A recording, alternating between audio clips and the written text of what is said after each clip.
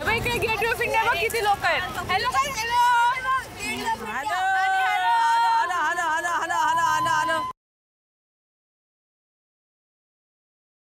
काय आपण काय ठरवलंय मुंबईची सफर करायची म्हणून, बरोबर? मुंबईची सफर म्हणजे काय, आता आपण वेगवेगळी ठिकाणं बघणार आणि ठिकाणं आली तर त्या ठिकाणांचे किस्से सुद्धा आले आणि किस्से सांगण्यासाठी जर संजय सर नसतील तर मग काय मजा.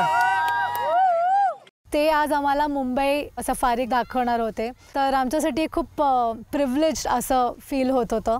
आता सगळ्यात पहिली गोष्ट आपण इथे होतो गेटवे ऑफ इंडिया, म्हणजे भारताचं प्रवेशद्वार. आणि हे कशासाठी बांधलं होतं तर इंग्रजांनी आपल्यावर राज्य करायला सुरुवात केल्यानंतर पहिला राजा होता इंग्रजांचा, इंग्लंडचा, ज्यांनी भारताला भेट दिली होती.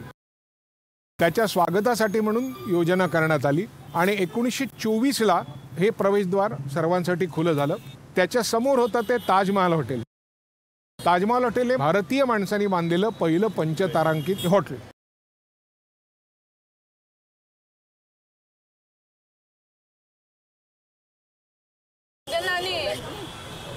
हे बघ काय की मंत्रालय मंत्रालय.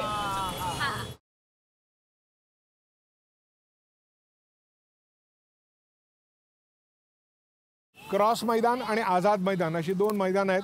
भारतातनं कसोटी खेळणारे अनेक खेळाडू त्यांनी सुरुवात इथे केलेली आहे.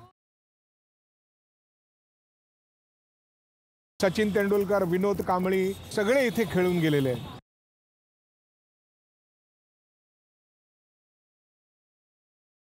आणि हे फेमस फॅशन स्ट्रीट, इथे कपडे मिळतात.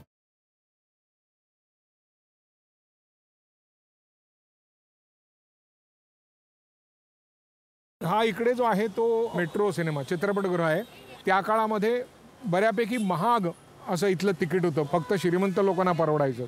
असंख्य सिने तारका, सिने नट हे सगळे तिथे असायचे. मागे आपलं मेट्रो आहे ना, सिनेमा आहे, तर आपण एक डायलॉग म्हणायचा, एक चुटकी सिंदूर की कीमत तुम क्या जानो रमेश बाबू.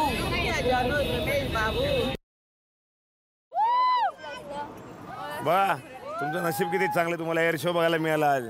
माझी आजी तर फुल फ्लिप झाली की हो काय होतं, ए प्लेन इतकं वर असं जातं तसं जातंय. त्यांची हीच रिॲक्शन चालू होती.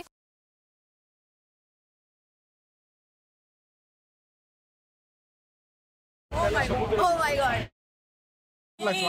कुठले दादर आहे का बायखेडा आहे का काय आहे सांगा, म्हणजे मला घरच्या माणसाला सांगायला कुठं कुठं गेली होती. मरीन लाईन्स नावाचा एरिया आहे. Marine lines. मरीन लाईन्स का म्हणतात माहितीये का, कारण ते समुद्र आहे आणि ती आपली ही जागा सगळी नेव्हीची आहे, म्हणून त्याला मरीन लाईन्स म्हणतात.